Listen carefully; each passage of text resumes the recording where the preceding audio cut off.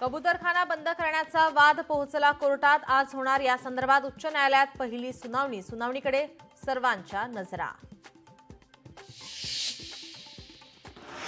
विधानसभा निवडणुकीनंतर एकही बैठक न झालेल्या इंडिया आघाडीची आज दिल्लीत बैठक। बैठकीकरिता उद्धव ठाकरे, आदित्य ठाकरे राहणार उपस्थित।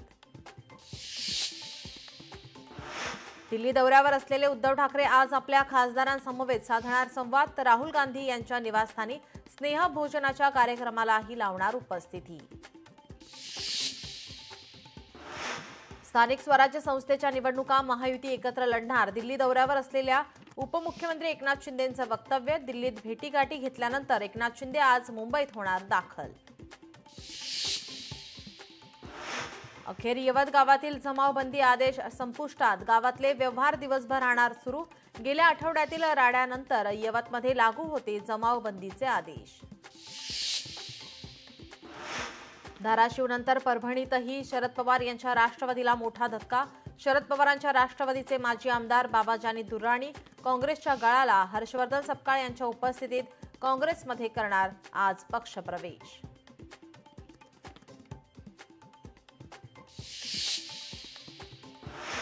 माथेरानमधील हात रिक्षा बंद करण्याचे सर्वोच्च न्यायालयाचे आदेश। ही अमानवी प्रथा 6 महिन्यात थांबवण्याचे राज्य सरकारला सर्वोच्च न्यायालयाचे आदेश।